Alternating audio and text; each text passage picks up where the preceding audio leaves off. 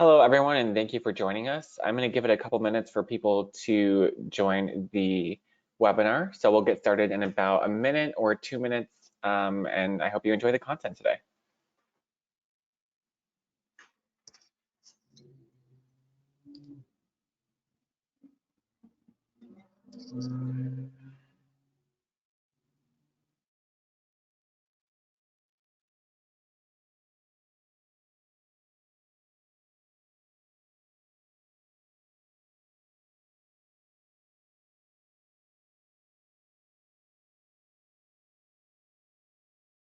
And for those of you who have joined in the past couple minutes, we're going to get started in just one more minute here. I'm just giving it some time for people to join the webinar, and we'll get started on using psychometrics to hire for inclusion.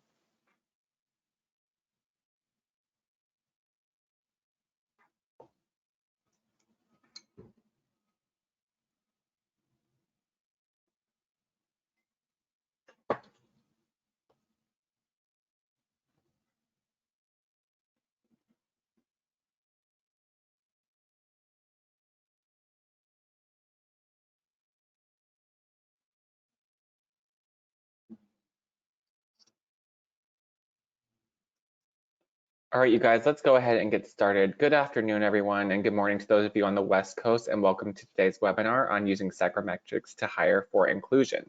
Just if anybody's wondering, this webinar will be recorded and sent out to everybody who is registered, and there is a slide deck in the handout section of GoToWebinar if you're interested in downloading that PDF.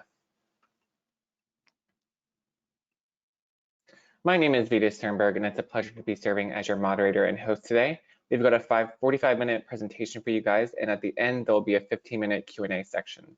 So if you have any questions during the webinar, go ahead and ask them, and I'll try to work them in with our presenter, Juan Betancourt, and if not, we'll get to them at the end of the webinar in those last 15 minutes. If you want to reach out to me directly about Humantelligence, webinar questions, or suggestions for future webinar topics, feel free to track me directly at vita.sternberg@humantelligence.com, or you can reach out to me directly on LinkedIn. The username is the same as my email. Per usual for our webinars, we're going to give you some quick advice that you can start using today, talk about some tools that can help you, and give you a look at what Humantelligence has to offer. Here are a couple things you can try out that will help with remote work equity, and we'll get into them further when the webinar starts, building some steam. First, you can go to remoteworkscorecard.com and take a free remote work assessment for yourself or for your team and get a diagnostic look at strengths and weaknesses and get insights on how to improve. Also, we have a great collaboration tool available on all the sites you are already using, like Outlook, Microsoft Teams, Google Chrome, Gmail, Google Calendar, Slack, and Facebook Workplace. That will help you better communicate and collaborate with colleagues based on your psychometric profile of what we call BMW, which stands for Behaviors, Motivators, and Ideal Work Styles. Once I hand things off to our presenter, Juan Betancourt, in the next couple of slides, I'll put a link to everything I just discussed in the chat function of GoToWebinar. What today's agenda looks like is setting our goal for this webinar. We're going to kick off with a poll as well to gauge where the audience is at. Then we'll go through some common challenges and benefits of using BMW framework and technology to find fit. And then we'll finish it up with a live demo before our Q&A section. So now I'm going to introduce today's presenter, Juan Betancourt, the CEO of Humantelligence, and let him talk about what today's goals are. So Juan, you're welcome to join the chat and discuss what the goal looks like. Thanks, Vita. We're very appreciative for everyone who has joined today, and we hope that you take away a lot of actionable next steps from our meeting. So today's goal at a high level, we want to show you how to leverage technology to better assess candidates through psychometrics so you can add to, fill gaps, and ensure diversity of thinking on your teams. And so a lot of people think about hiring for fit as who does everyone like, right? With data and analytics and psychometrics, with tools out there today, you can actually move away from hiring who you like and who looks and feels like everyone else, and actually hire who's the best fit for the role. Sometimes that means cloning high performers. So let's say you have a profile of performance on a manufacturing plant line, or at a retail store like Best Buy on those people who sell televisions and electronics, or a cashier register at Walmart. You might want to clone that type of profile. And that's probably half jobs out there. there are another half of the jobs out there, which that would be the worst thing in the world for your company to do. So most corporate headquarter jobs, most cross-functional team jobs, most white-collar worker jobs, you actually want to solve complex problems the higher you are in an organization. Director, VP, SVPs are working often with others to solve complexity. There you want diversity of thought. There you cannot depend on the traditional recruiting process of getting to your final candidates and just hiring who everybody agrees they like. That leads to what Harvard Business Review article in April of 2020, front page, white paper called cascading thought, where you end up having everyone thinking the same. Use analytics, use psychometrics and assessment tools to be able to hire for diversity of thinking. Next. Let's get things going with a poll for the audience on what's your biggest hiring challenge this year.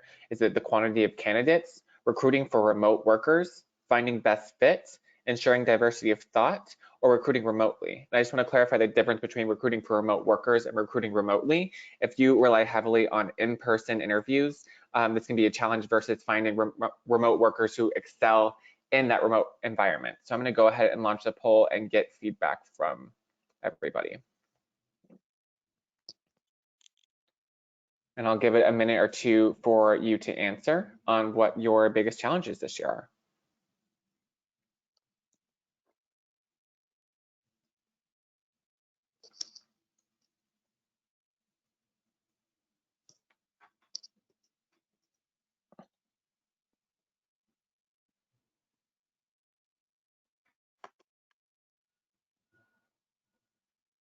Great, I love watching the results come in. We're at about 50% of the audience voting, so I'll give it another minute for you guys to get your answers in, and then I'll share the results with everybody so we can walk through what that looks like.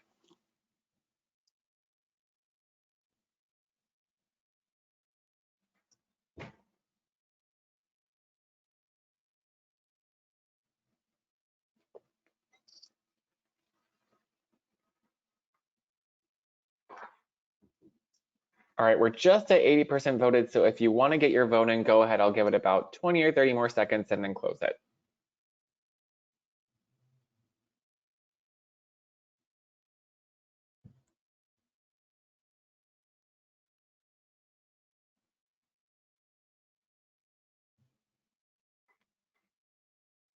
All right, let's see what those results look like. So we have 35% of people who have the biggest challenge being their quantity of candidates.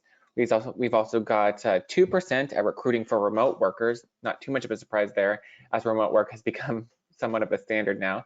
35% saying finding the best fit for the role, so that's tied with quantity of candidates for the winner.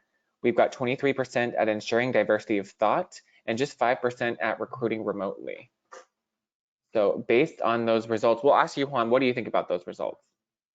I think they're interesting. I thought there would be more people who find it challenging to recruit without being able to interview in person. So I'm surprised that it's only 5%, that last one, where people have, I guess, adapted to being able to give job offers without ever meeting the person. That one's a surprise. But the other ones, the distribution is what I expected. Everybody's either overwhelmed with the number of candidates or they don't get enough. We weren't clear on that first one, so I think it's probably split. But really, how do you find the best fit is the number one challenge, and ensuring diversity thought is kind of tied for number two. And so that is aligned with what our customers are finding in the marketplace, and quite frankly, why they're using psychometrics to solve number one, if you're overwhelmed with too many to get through. Number three, finding best fit. And number four, ensuring diversity of thought. That's exactly what our platform helps solve quickly, efficiently, and with data to get rid of subjectivity. Right, I guess for recruiting remotely, we've all become a little bit too familiar with Zoom. So let me hide those results and turn it back over to you. Basically, what you're going to talk about is an approach to using software that can help address all of these challenges that we just asked the audience about, and ultimately reinforce an inclusive approach to hiring. Perfect. So here's a study. So recruiting was named the top number one HR concern for 2021. So as part of that concern, the data showed that diversity and inclusion remains one of the top priorities for current and potential employees that firms are hiring.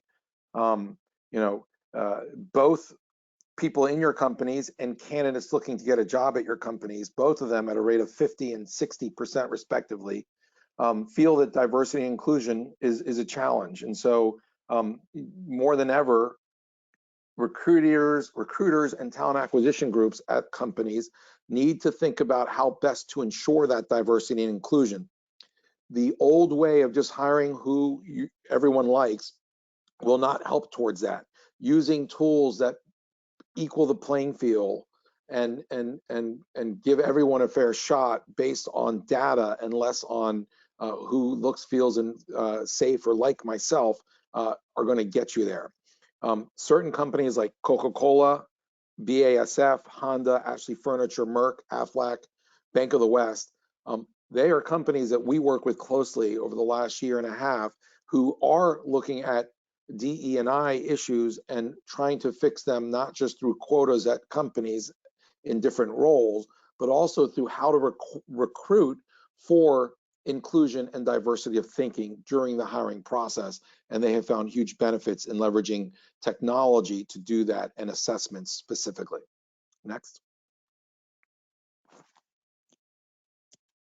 Some of the benefits of using psychometric instruments, or what a lot of people call personality tests, are the following. You can eliminate subjectivity and the age-old problem of hiring who you like.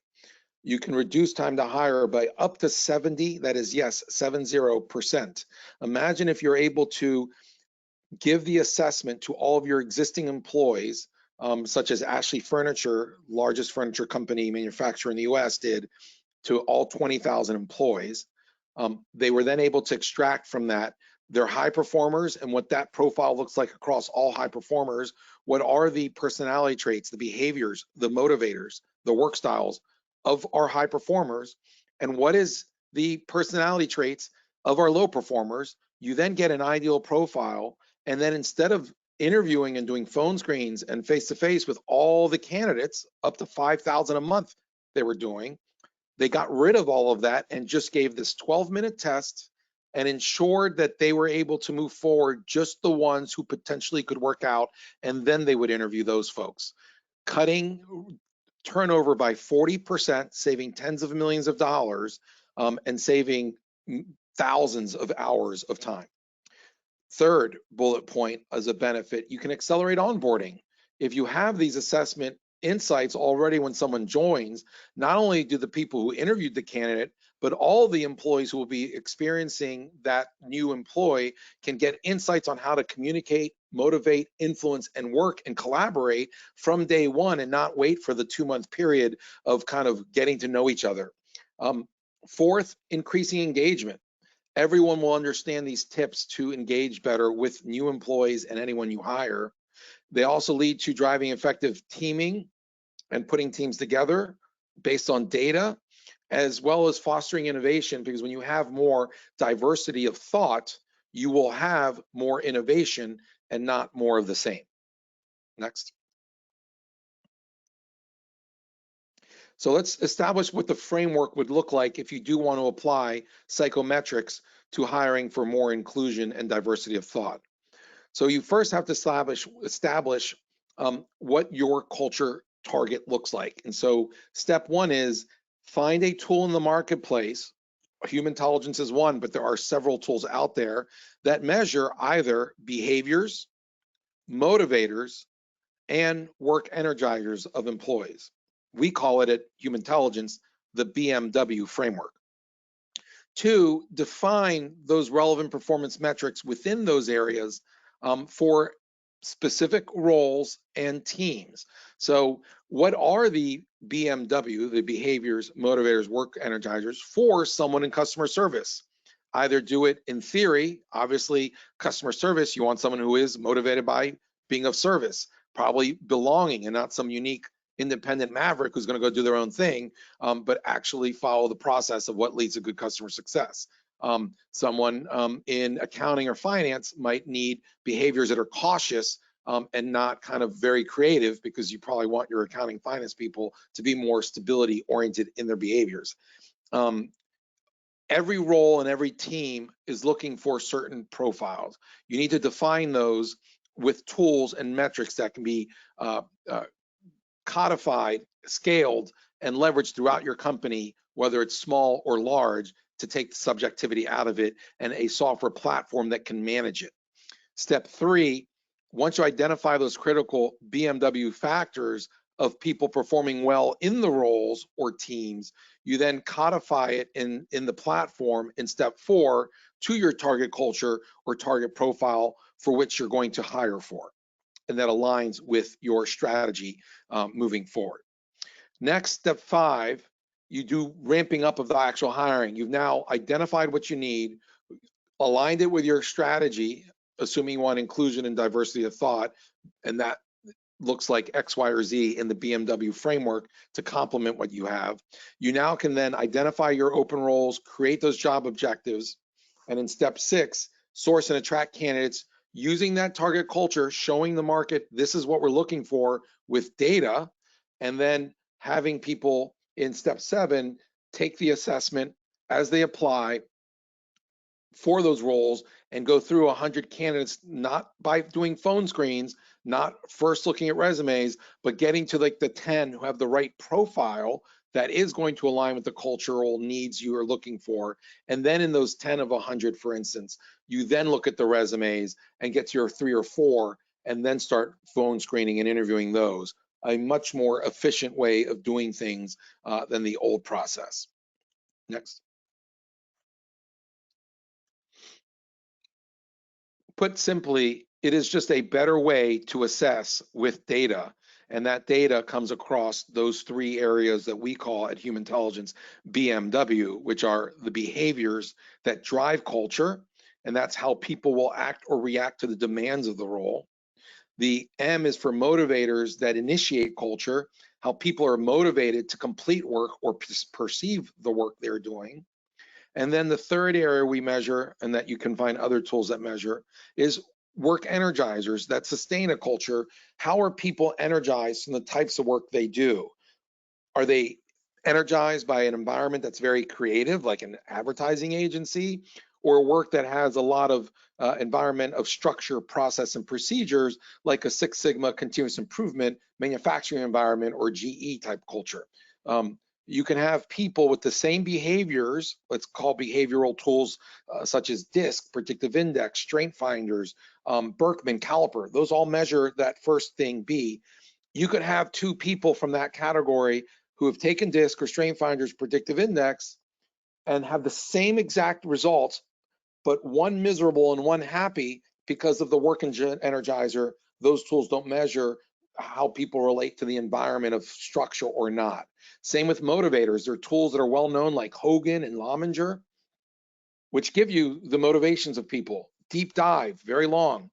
However, you can have 2 people with the same Hogan, one miserable and one happy in the same job in the same company, because again, the work energizers, that third piece, what gives people energy. The point to those examples is the following. 90% of the tools that have been created for scientific instruments, or what many call personality tests, were created over the last 60 years simply for self-awareness. When you go into a work environment, you now need to look at the culture of the environment and see what gives someone energy. That moves from self-awareness to emotional intelligence. 90% of the tools out there were not built for emotional intelligence. They were built just for self-awareness, and then not create the understanding of how someone works with others and how somebody works in an environment that's structured or creative. And so that is kind of the next evolution of where these assessment tools are going. So make sure that when you do evaluate scientific instruments, they measure all 3 things, BMW, or you get a combination of tools to be able to get to those different angles of human psychology and work culture and that convergence at BMW. Next.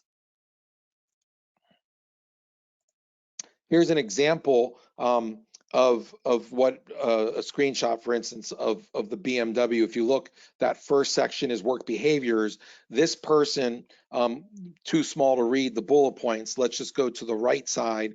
The bar graph, you can see on one side, most scientific instruments will use different language, but basically they're going to tell you that a candidate or a person is either more stability oriented, that they're deliberate, they're reflective, steady, and cautious, or they're more change oriented, meaning they're decisive, outgoing. Spontaneous means they can change directions quickly, and they're free form. They kind of are very creative and can go their own tune.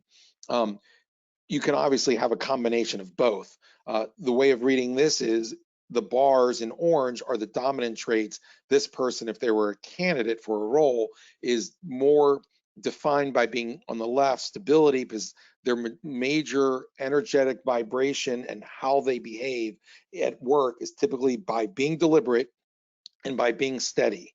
In terms of reflective and outgoing, they're pretty much in the middle. They're probably 55% reflective, 45% outgoing. And then the last one, cautious, free form, it's basically a split depending on the context of the situation. This person, this example we're looking at, could be cautious in how they approach things with their behaviors, or free form depending on context. The next section in blue, motivators. If you look back at the table on the right, you have 8 different, actually 6 different dimensions. And to summarize, you have on the left, service type motivations, and on the right, innovative type motivations. This person in this example is kind of half and half. So in some things, like they are dominant helping, they are dominant supporting, and they are very knowledge based. They like getting a lot of information before making decisions. In terms of freedom, they're like to work in an environment that they can make their own decisions, and not have to be following the traditions of what everybody else does. They do care about money somewhat for financial security. That's important to them. And they are kind of mavericks in their unique thinking. That combined with freedom puts them, probably not the role for an assembly line or for a customer support group. Lastly, you have the most unique thing, which is very important for integration with culture of an organization and a team, which is ideal work styles or work energizers. And so this person, for instance, has a little bit of both. Some things they like an environment that's systematic. So this person likes working with facts and structure, but they also like creative environments that provide new solutions and a variety of different things on the job. This is an example of looking at BMW for an applicant for a role. Next.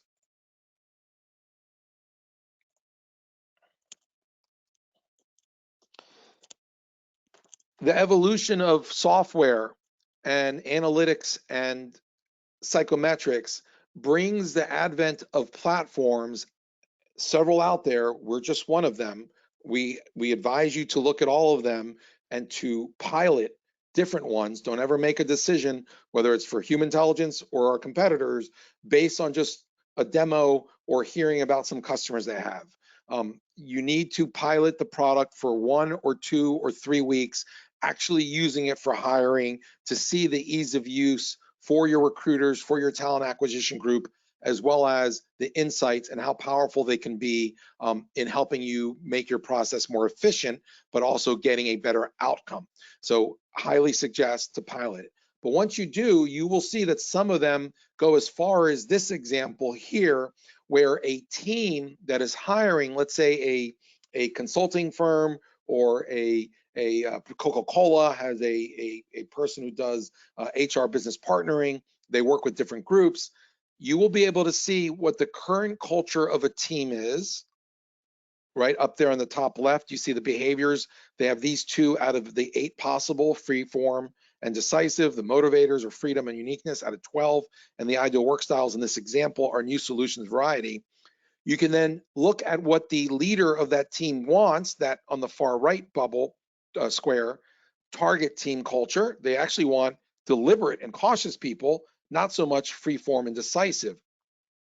As such, you can then set your target culture and see in the middle square with the red dot and 22, your gap index. With data, understanding your current culture on a team, where you want to go, and where your current employees are. So if you look at this list, team member, this is an example of me, the CEO, with my team members. And if you look at the far right column, you can see the target culture and how each person, 0 to 100, in a gamified, very easy to understand way, you can see that the target culture that we're looking for in 2 years from now, from going from a startup 3 years ago to a $20 million mid-market size company, very different culture than the startup we were. We actually need to change. Instead of having people not perform or the company not perform, it's good to have transparency to measure the gap of where you are, where you want to go, and that target number on the far right. If you click on action button, it has the option to see each person with what you need, as well as for new hires, the gaps you need to fill. Using a tool like this, you set it, click on a button, and for the candidates you hire on your team, it'll make sure it'll help get you to that future target culture. Next. So, recruiting with intention. For the first time, companies now can recruit not just for the skills, right? What everything is on a resume, but also for the fit, the EQ, but not based on human error and subjectivity, but based on data.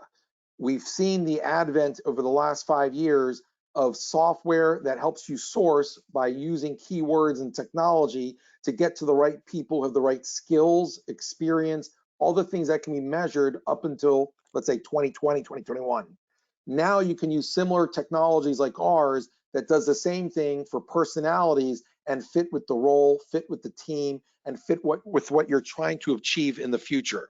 So you can recruit talent that can now fit or add to your target culture at both the department and team level and individual level, as well as the entire corporate culture level. And once teams have been measured, you can use an ideal profile for guidance. Next. And I'll show you a demo of what that looks like later. So for example, here's the screenshot of setting an ideal profile, okay? So you repeat this process for those 3 things, behaviors, work styles, and motivators, until you have the balance of the traits for what you're looking for to seek a match. So in this example, okay, under motivators, you would say customer service example. If you're looking for a customer service rep, and one thing is trying to identify through an interview on the phone or in person, is this person helping, and thinking of all the questions you can ask to determine if they're helping. Or you can just let an assessment that's been proven with a technical validation every year for 30 years, that's proven to measure what it says it does, that's not subjective, and it doesn't ask people what they think they are. You can just give the 12-minute assessment and say, okay, anybody who is mid, not too helping, but not too self-reliant, somewhere in the middle, we're looking for that as a motivator. And then you can go down and do that for each of the different motivations. Do you want someone supporting versus influence? You click on the bubble on the right, it'll open up, and then you slide that little circle to where you want it on that axis. The axis is 15 units on the left and 15 units on the right. So a total of 30. So you can see the extreme nature that you can find for any one or another motivator, or even behavior or work style. As you can see, the enabled button on the right, you can either turn some of these on or off. Not all of these elements are things you care about or need. So of the 28 things across BMW, you could actually end up using it just for 4 or 5, maybe 2 motivators, 2 behaviors, and 2 work styles, as an example. Next. Actually, Juan, we've got a question that's pretty relevant to this slide. The question reads, I'd be interested to know if any employers have incorporated these BMWs in their interview questions. So when you're creating this kind of ideal profile, you can incorporate these BMW to help find the ideal candidate, correct? Yeah, so a lot of clients take the structure of the 8 behaviors we measure, the 12 motivators, and the 8 work styles, and actually do look to incorporate some of those questions in their questionnaires when they interview. The problem is most companies, the people interviewing are not industrial psychologists, have not spent 30 years validating. So even though they try to create questions to get to this, it's often not proven science. And so there is latent or inherent bias in the way that people write the questions if they have not been tested across 10,000 people. And so what they think they're trying to ask that same question for example, they could create a question around helping versus self-reliant. Unless they're a trained industrial psychologist and they test it over thousands of people, there's too much risk that that then becomes not accurate, and they could get sued for trying to hire based on something that's not saying what it does. So even though people have tried that, we recommend to go with only assessment tools that have a technical validation manual that actually are scientific and actually have proven that they measure what they say they do. So I caution people to try to build their own questions around these things. It just continues some error, but it's a great question. I would, whether you're using our tool or others, I would go with the assessment tools that are proven and scientific for those kind of questions.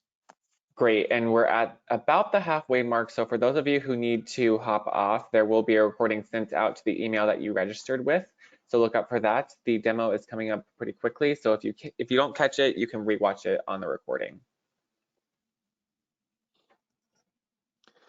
So then once you've kind of codified what for in a role or a team hire, you then expedite this recruiting process by using the candidate fit score. And so all of the candidates, when they apply, whether it's on your website or through your applicant tracking system, someone applies with a resume, you then shoot them a link. It'll be automated that the minute that you get the resume and you add them, or the system adds them to the ATS, we've integrated with all the different ATSs, Greenhouse, Workable, Success Factors, Workday, and so you just send the link and they take the 12-minute test. That will then give you and your ATS, or in our platform, if you don't have an ATS, you can use ours. It'll give you these kind of fit scores for the ideal profile for a customer service rep. This is what we want. There are 63. The second one, compared to the team, there are 45, which is basically, it balances the team really well. It's kind of not like everyone, it's similar to about half the team. In terms of high performers, it actually, well, you will never see a 0. I'm sure in this one, the data wasn't there, but usually the lowest is about 20. What it says is that it's not, this person does not look like your current high performers in customer service in that role. And then the fit with the manager, in this case, would show that, the manager would get along with them pretty well. A pretty high similarity score is 80. So 66, it turns green at 70. Next.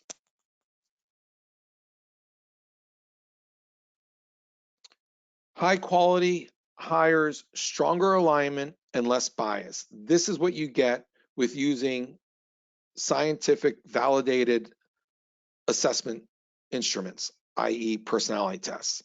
One, you can measure teams to get a baseline, or measure groups of high performers to see what really works in your organization or in a role. Two, you can manage with insights into their habits and motivations. So it also helps managers manage better ongoing. Three, you can then hire candidates that will align to that positive culture you're creating, where everybody likes what they're doing, are happy, and it leads to success, versus all of the engagement surveys out there that show happy employees, but somehow the companies keep failing. Well, that's because an engagement survey around happiness does not tell you if you have people aligned to the job and the culture you need to succeed. And then 4, you can improve overall ROI, just like Ashley Furniture ended up reducing turnover by 40% and getting rid of 75% of all interviews and phone screens.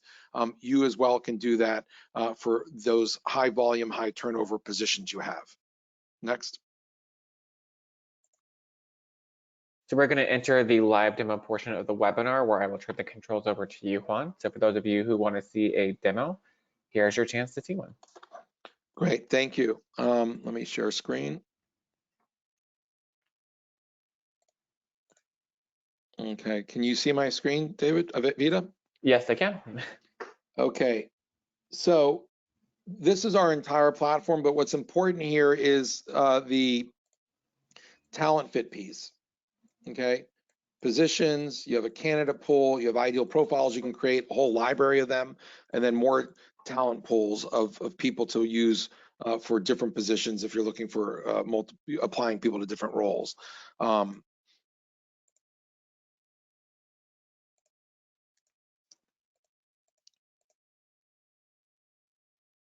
Okay, you click on positions, and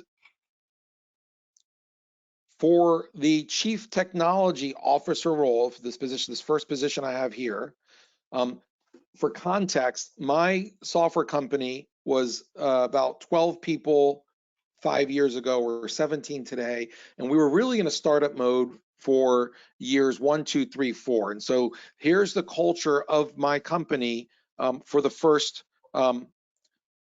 3 years. And so I was running a company that, in terms of these 3 things, behaviors, motivators, and work styles, the behaviors are here. My company was mostly change oriented.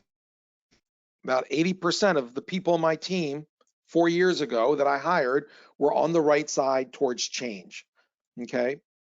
In terms of motivators, my company was about 70%. Okay. If you see on the right side, mostly unique and mostly freedom, about 19 people, very extreme, innovative, with about 7 and 4 extreme service. But really, we lean towards innovation. And then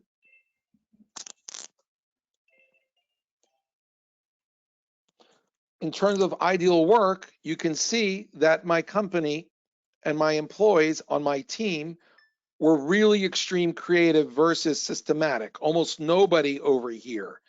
Working with facts, we did have a few, but really 14 new solutions, 4 people, 6 varieties, 7. I mean, you're talking 20, if I can do my math quickly, 31 versus 6. So 95%. So what was my challenge hiring for this team? I did not have enough diversity of thought, and what led us to great innovative, creative products. So we had a creative team, creative developers, innovative group, and change-oriented group. That was not going to help us scale from $1 million to $20 million. I ended up having to change my culture. And so the biggest role I had to hire 2 years ago, and that's context, was the CTO. And so here's the CTO position. We have a very simple applicant tracking system here that you can see as it goes through where the candidates are, the new, the phone, the interview. But for anybody who has an ATS already, we plug in this data that you're seeing here into your Workday, SuccessFactors, Oracle, iSIMS or Taleo applicant tracking systems, Greenhouse, et cetera. And so what you have then is that for the manager, the team, an ideal profile that you saw me create earlier in the example of customer support, and for any high performers, you can see each candidate, how they fit on a 0 to 100, red, yellow, orange, red, orange, yellow, green for each person to the hiring managers. Now, we've made it easy. The big insight, I was a recruiter for 12 years, a partner at Heidrick & Struggles for 4, and a partner at Korn Ferry for 4 years, and my own search firm. I've recruited both executives, and when I was in a retailer with 200,000 employees, that was over 100 billion in revenue, high volume recruiting for retail. We created, because of those insights and the challenge, this piece here that makes it really simple so that your recruiters and talent acquisition folks don't have to sit there and think very hard. It is a transactional job. It's really hard to get the right resumes and lob them over to the hiring managers on teams and do the 30 or 40 searches you always have ongoing. We did not want to burden and make it an extra step. And so we tried to eliminate all thinking, where it literally is the system helping the recruiter and the talent acquisition people do a better job and hire for fit by literally clicking boxes. So here's how simple it is. As you can see, for organizational fit, Okay, if I'm a recruiter, I put in for the manager. If I was a HR person at Humantelligence 2 years ago, the manager, I type in the name, either Charles or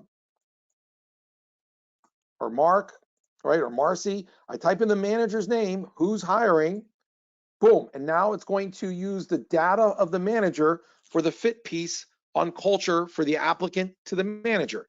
It then defaults and puts the manager's team under team fit. I could also choose group if there's a different group, or keep that team. In terms of the ideal profile, I could create one, a customized one, which I already showed you how simple that was.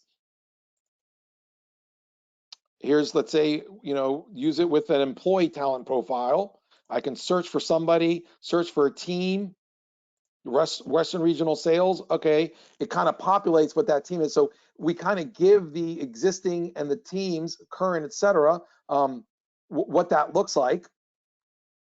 Okay, and I could also create one myself with this little bar. Okay, and then lastly, and I'm going to just keep the target one. And so far, they now are going to get for each applicant, fit with the team, fit with the manager, fit with the ideal of what we want in that one role, and fit with any high performers. Here are all the high performers in that specific role. I could add other people or delete people, take that person out. I could take out another person, okay, and then save it. Or I can use a pre-save set group, okay? And so I save those fit factors, and as you can see, that took 10 minutes. I mean, I'm doing it quickly in 2, but to do it well, sit down with the hiring manager, takes 10 minutes, you can do it on the phone, and now you go back to the position,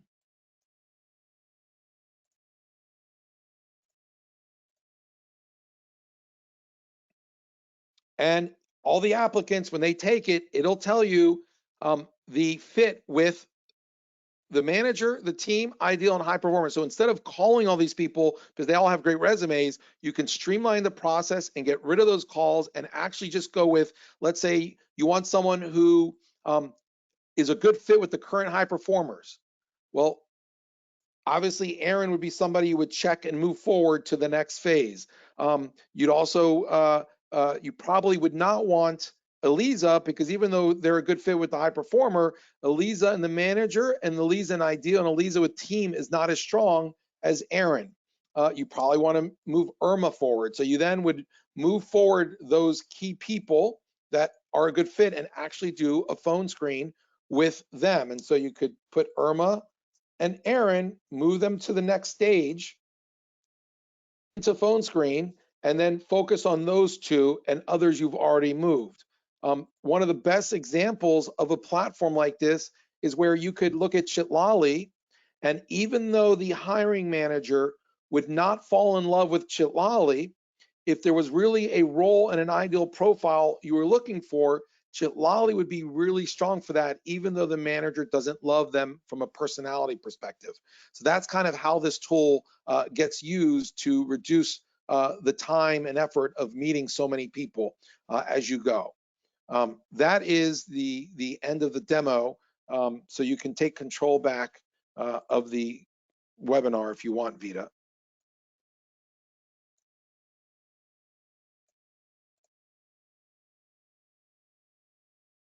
Sure thing. So now that the demo is done, we're going to enter our Q&A section. I do want to say that our next webinar will be about a culture audit and how to assess team dynamics to drive effectiveness on Wednesday, April 14th, if you're interested in registering for that. Otherwise, we'll move into the Q&A section, and I'm going to start off with a two-parter, Juan. One is, how does Humantelligence tackle a racial bias when interviewing people remotely with these BMWs?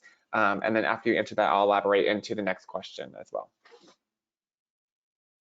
So if I understand right, how do we tackle racial bias? Well, the good is that when we're doing hiring from remote? Yes. Yeah, so the good news is our science not only was technically validated in that it was It measures what we say it measures, those 28 things under BMW. It's always between 88 and 92% accurate on each of those 28 things. We also have done what they call an adverse impact study. And for whatever tool you end up using, ours or our competitors, that's up to you to decide, always make sure that they also have done the adverse impact studies that show that the way the questions are written, it does not adversely impact the results based on race, based on whether someone is sexual preference, on things such as, what's the other ones, military veterans. There's a whole classification of around 7 things that scientific personality test instruments can be tested against to make sure that that racial bias is not subconsciously in the questions and therefore the results. In terms of our tool, it has passed all those adverse impact studies. So we do know and can confirm that the tool does not recognize what race is taking it, nor does it lead the question that could impact those results adversely by race. And then the follow-up question to that is also regarding bias. And the question reads, because Humantelligence shows how similar you are to the employer or candidate, is there a concern that people would just hire individuals that have a very high similarity to themselves, and then you wouldn't actually have any diversity of thought, and most likely not a very diverse workforce? Well, actually, our clients that use our platform use it for the opposite of that. Today, the default, what happens today is if a hiring manager interviews 5 people, they go with who they like, right? They don't go with the person who's pushing back and arguing them in every question. So right now, without a tool like this that has data, the default is people are hiring who they like. That's not my opinion. That is actually what all the research shows from every industrial psychologist who's been studying this for 20 years. So the problem articulated in that question, and it's a great question, is that today, without tools like Humantelligence, people are only hiring who they like, because it's like going on a date. Do you go on dates with people in your 20s and 30s that are different from you that you don't get along with? Or do you go out with people over and over and ask on the second date the people that it works, it's so easy? Well, it's the same thing with hiring. People are going with who they like. This tool will show a hiring manager that everyone on their team is exactly like them, that everyone that they seem to be hiring is exactly like them. For a good leader, a good manager, that's very scary to realize, oh my gosh, I only keep hiring myself. It's hard for the ego and human nature to realize that you're making a mistake when everything's really comfortable. So this is a tool that gives the data not only to the hiring manager to show them, hey, are you sure you want everyone to be the same? You won't be able to solve problems. You won't be able to perform as well. If before you could make that decision without data, and it's kind of like running the red light because you don't look. But now you would be running the red light with data suggesting that you are guaranteeing an underperforming team. So it's now becoming an ethical and moral decision because there's data. That kind of lever and that inflection point wasn't there before. It also gives the companies the data to go to those short-sighted managers who continually hire themselves and are not performing and say, hey, look, Bob, Mary, Mohammed, Jose, whoever the manager is, look, there are 10 people at your level. You are always consistently bottom third performer. We've looked at the culture of each of the 10 people and their teams, and you and the other underperformers, your teams are not diverse in thought. They're not very inclusive. You guys can't solve as many problems as a team. You're not performing well, and it's because you keep hiring everyone like yourself. Up until now, we've been telling you that, but we didn't have data, and so those leaders tell the recruiters and the talent acquisition group, you don't know what I need, I'm gonna hire what I want. Now you can go to them and say, well, now we have the data, we actually understand why you're not performing. If you wanna perform like these 3 individuals, look at their teams. Their teams have people all over the map. And so, you need to hire now for diversity of thought. And I'm gonna change presenter to me. There's a great example of that. So we went through my culture of my team, where I showed you that it was mostly those And I'm going to show you the results using a platform like this a year later. So you guys remember it was mostly change oriented, mostly innovative, and almost all creative. If you now go to the Humantelligence website, and you guys can all do this, if you use tools like this, you can actually show your culture at your website, and not a statement that everybody, we have, customer oriented, agile, entrepreneurial culture, right? All the things that people do from the top, but that's not data driven. Okay. You can actually show the real results of your culture. Now, if you look at the culture of Humantelligence, a tool like this, we used to be 75% here. We're now 55-45, a true balance in behaviors. Another example is motivators. We used to be 75% on the right, right? Remember, we're only this. We had nobody over here. Well, now we're 50-50, balance exactly as a company. And lastly, under the third BM&W, remember we were 99% creative before, only here we've been able to not only hire, but train and develop people to be able to be more systematic, change their work styles so that now we're 50-50. Our performance has gone through the roof as a result of now using my ability to use data to hire to balance my team. Prior to this data-driven hiring process, I was only hiring people like me, and I was one of the highest paid professional recruiters at Hydrick and Struggles in Korn Ferry. I was quote unquote a professional recruiter, yet I fell into the same bucket as every other hiring manager. I was hiring people too similar to myself. And so now we're performing better because of a tool like this that we created to share with the world like you. Great. For those of you who, well, we're running out of time, if you want to put questions into the GoToWebinar queue and we don't get a chance to answer them, I encourage you to reach out to me via email or on LinkedIn, and we will get those answers over to you. But before we end today, since we talked about, bias, race, gender, age, veteran status, Juan, are there any legal aspects or legal ramifications to using tools like Humantelligence? Great question, and you should ask that question to every scientific instrument or every personality test, whether they're scientific or not, before you use them. And so when using these types of personality tests internally for your existing employees, there is not much legal risk because you're not really using it for determining people if they're going to have a job or not. It's really more for getting insights on how to work better together. That's why you have a lot of learning and development, or what they call L&D, talent management, talent development. A lot of companies, especially the larger ones, investing in tools like this to optimize self-development, emotional intelligence, team collaboration, leadership. So for existing employees, personality tests, for the most part, whether they're science-based or not, are not going to get you in hot water. However, for recruiting, you need to make sure you're only using scientific instruments, not just random personality tests.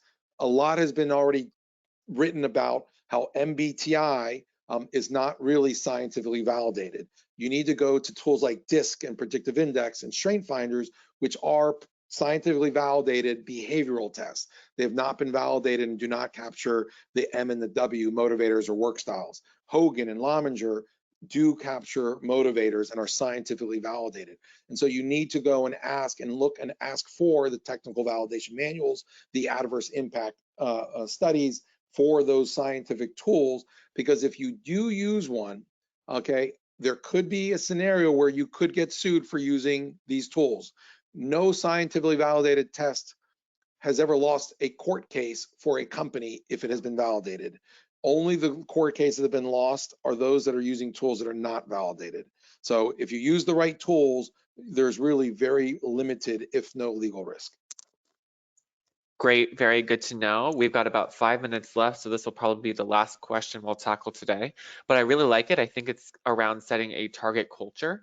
The question reads, if a company wants thought diversity, how do they figure out what the right diversity mix of profile ratios is to achieve the situation, growth, or a transition that they want?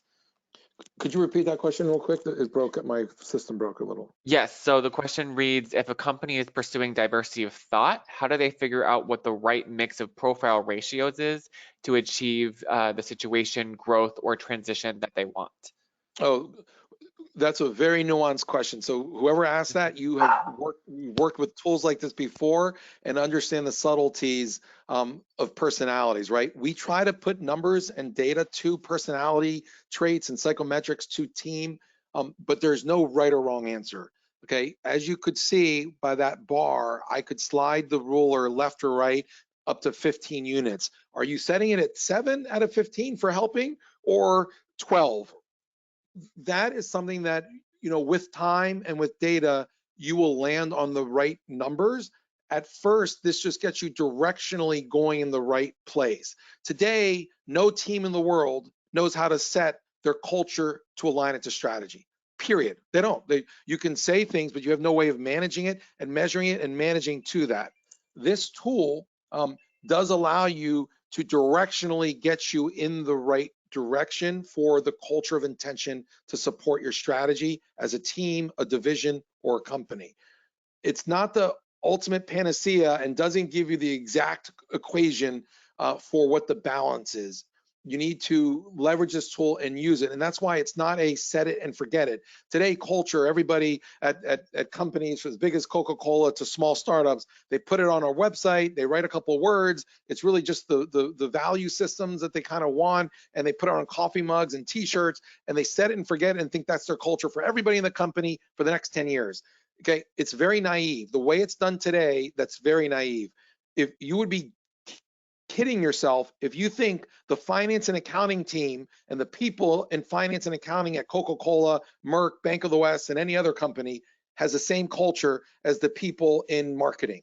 And you'd be kidding yourself if your marketing people have the same culture as your sales team and your R&D as your supply chain group, okay? So the reality is, no, there's not one culture throughout a company. You might have 2 or 3 values that exist that you want everywhere, but the behaviors and the work styles of your different pockets throughout the company are completely different. Nobody in the world knows how to manage that today. Culture as a service, or CAS, what Humantelligence does, allows you to get closer to that. Is it perfect? No. But does it get you close enough to understand your trade-offs and how to get a culture that supports your strategy? So to that question of the exact balance, it is still human psychology, and there's never an exact right answer, but this gets you a heck of a lot closer than the guessing game, the subjectivity, and the bias that is everywhere today. Well, thanks for that answer, Juan, and thank you so much for being a presenter today. I also want to thank everybody who put questions into the queue and for attending today's webinar. Once again, if you would like to register for our next webinar on Wednesday, April 14th, discussing culture audit, how to assess team dynamics to drive effectiveness, you can find the link for that in the chat. And for those of you who saw this webinar today and would like to rewatch it, it will be sent out to the email that you registered with, as well as being posted to our LinkedIn, which you can search for as Humantelligence. Be sure to follow us there for updates.